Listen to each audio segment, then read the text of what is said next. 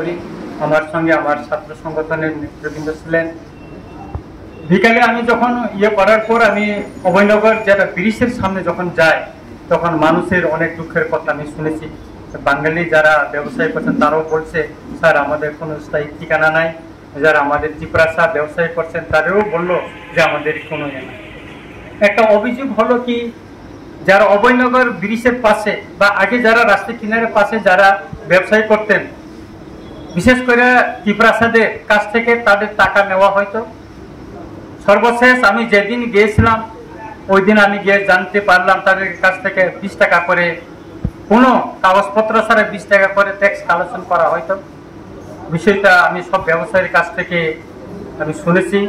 কিছু কিছু ব্যবসায়ী সে কথাটা খুলে বলেনি, হয়তো ভবিষ্যতে তারা ব্যবসা করতে পারবে কিনা এই কথাটা বললে সেজন্য অনেকে বলেনি। তবে এটা বাস্তব সত্য যে আমাদের মাননীয় মেয়র যে তাদেরকে স্থায়ী একটা ব্যবসায়ী স্থান দেওয়ার জন্য যে উদ্যোগটা নিয়েছেন, এটা একটা মহৎ উদ্যোগ। আমি এটা খুবই প্রশংসা করি। তবে একটা অনুরোধ থাকবো ওনার নিকট এবং মাননীয় মন্ত্রীর নিকট একটা অনুরোধ থাকবো, ও যে অভয়নগরের ব্রিজের পাশে একটা কনস্ট্রাকশন হচ্ছে, যেটা আমি শুনেছি এটা জলের একটা কনস্ট্রাকশন, খুব বড় কনস্ট্রাকশন হচ্ছে। সে উপরে যেটা ঘরটা থাকছে উপরে একটা মার্কেট, খোলা মার্কেট করা যায় কিনা সেটা আপনাকে বিবেচনা রাখার জন্য আমার বিনীত অনুরোধ থাকলো। পাশাপাশি আমাদের যে খালটা আছে, খালের পাশে পাশে অস্থায়ী কিছু যারা বিকালে ব্যবসায়ী করে, শুধু বিকালের জন্য অস্থায়ী তাদেরকে করে দেওয়া যায় কিনা অস্থায়ী দোকান ব্যবসায়ের জন্য, সেটাই চিন্তা ভাবনায় যদি নিয়ে আসা হয় তাতে ক্ষুদ্র ব্যবসায়ীরা উপকৃত হবে বলে আমি মনে করি। কেননা অনেকে আমাকে বলছে অভয়নগর বাজারে যদি আমরা ব্যবসা করি দিনে আমরা 1000 টাকা বিক্রি করতে পারি না, কিন্তু অভয়নগর ব্রিজের পাশে বসে যদি আমরা বিক্রি করি 3000-4000 টাকা আমরা বিক্রি করতে পারি। তাতে আমার ছেলে মেয়েকে আমি গড় ভাড়া দিয়ে আগরতলায় থাকতে পারি। সেই অম্পি থেকে নিয়ে আসার পরে আমি সবটা তাদের সঙ্গে আবার পরবর্তী সময় আমি অনেক ব্যবসায়ীর সঙ্গে কথা বলেছি, আমি তাদেরকে বুঝিয়েছি, দেখো তোমরা যেখানে বসছো এটা অস্থায়ী, যে কোনো সময় গভর্নমেন্ট তোমাদেরকে উঠাই দিতে পারে, কিন্তু তোমাদেরকে পার্মানেন্ট যদি একটা দেওয়া যায় এটা কেউ ছিনে নিতে পারবে না। আমি এই যে ডন বস্কো স্কুলের সামনে, অক্সিলিয়াম স্কুলের সামনে, এই যে লেক চমনি বাজারে অনেক ব্যবসায়ী, ক্ষুদ্র ক্ষুদ্র ব্যবসায়ীর কথা বলেছি। কোন সময় আমি নিজেও বাজারে যাই, তখন তারা বলছে যে আমরা এখানে টাকা দিয়ে এই একটু দোকান করাটাই জায়গা পেয়েছি, এটা স্থায়ী না। তাই ডন বস্কোর সামনে বললো আজকে এখানে যে পাহাড়ি ত্রিপুরাসারা আয়ার দোকান ব্যবসা করছে, পরের দিন একজন বাঙালি এসে ওটা দখল করে বসে আছে, সেখানে কিছু করতে পারে না, বলে না এটা আমার জায়গা, আমি আগে থেকে ব্যবসা করছি।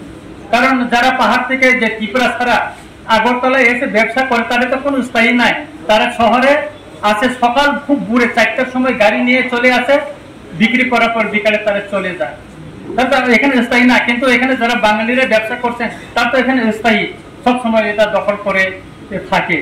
সেই জন্য পাহাড়িরা আজকে এখানে কাল ওইখানে এইভাবে তারা চলে যেতে হয়। বিষয়টা যদি আমাদের মিউনিসিপ্যালিটি কাউন্সিল থেকে যদি পার্মানেন্টলি অ্যালটমেন্ট মতন একটা কাগজ দিয়ে যদি তাদেরকে দোকানের একটা যত মিটার হোক বা যত ফুট হোক দিয়ে যদি একটা সামান্য একটা কাগজ তাদেরকে পার্মানেন্ট, তাদের যে ওই নামে যে ব্যক্তিটা ওই দোকানটা পেয়েছে সেরকম একটা কিছু যদি দেওয়া যায় লাইসেন্সের মতন, তাহলে এটা সঠিক হবে, তাতে কেউ দখল করতে পারবে না বলে আমি মনে করি। আর অভয়নগর বাজারে যেটা বড় মার্কেট হচ্ছে, আমি শুনেছি আমাদের যে হিরালাল বাবু বলেছেন যে এটা বড় মার্কেট হবে, উনি ঘুরে দেখাবেন এখানে 3 কানের উপর জমি রয়েছে, এটা তো ভালো হবে। এখানে ত্রিপুরাসা বাঙালিরা সবাই মিলে এখানে ব্যবসা করুক, পার্মানেন্ট একটা সবাই হোক, সেটা আমি চাই, আমরা সবাই চাই। আর পাশাপাশি যে ওই যে আমাদের যে খালটা অভয়নগরের জন্য যে খালটা, ওটা কিনারে অস্থায়ী বিকালের, শুধু বিকালের জন্য একটা অস্থায়ী তাদেরকে ব্যবসা গড়ে তুলে যায় কিনা, সেখানে ত্রিপুরাসাও বসবে, সেখানে বাঙালিও বসবে, তাদের জন্য একটু মানবিক দিক থেকে যদি বিবেচনা করে যদি তাদেরকে দেওয়া যায় কিনা সেটা বিবেচনা রাখার জন্য আমি অনুরোধ করছি। এবং আমি মাননীয় উপজাতি কল্যাণ মন্ত্রী মহোদয়কেও আমি অনুরোধ করব এই ব্যবসা প্রতিষ্ঠান গড়ে তোলার জন্য প্রাইভেট থেকে ডিপার্টমেন্ট থেকেও যাতে এখানে পর্যাপ্ত একটা সহযোগিতা করা হয় এই অভয়নগর বাজারে, সেটাও আমার অনুরোধ থাকলো। এবং যারা তিপ্রাসা এখানে ব্যবসায়ী আমি কক বড়কেও একটু বলবো, তিনি যে তিপ্রাসারও ব্যবসা খাইনেরও আংনরংনবো সানানি মুসুঙো ধরো ওয়াতই পান্তই মানজাগৈ যে অভয়নগর ব্রিজ কিনারো খাইমানি আবো পার্মানেন্ট নিয়া তাবো চিনি বরম গানাং যে মেয়র বসাকা চিনি বরম গানাং মিনিস্টার রক সাকা যে পার্মানেন্ট অরনরং কাইসা অভয়নগর নাই তাবো যে লামা কিনারো যে ব্যবসা খাইনা যত বন্ধ হই নাই লেক চমনিন কোন যে কোনো জায়গা অন্ত তা পার্মানেন্ট নাই যখন তে মনো সবাই অভয়নগর বাজানো সবাই নাইটকের এখানে ওর গাড়ি পার্কিং ননি ব্যবস্থা ওখানে ওর অটোমেটিক্যালি যারা পাইনের ওপর ফাইসব পাই নাই।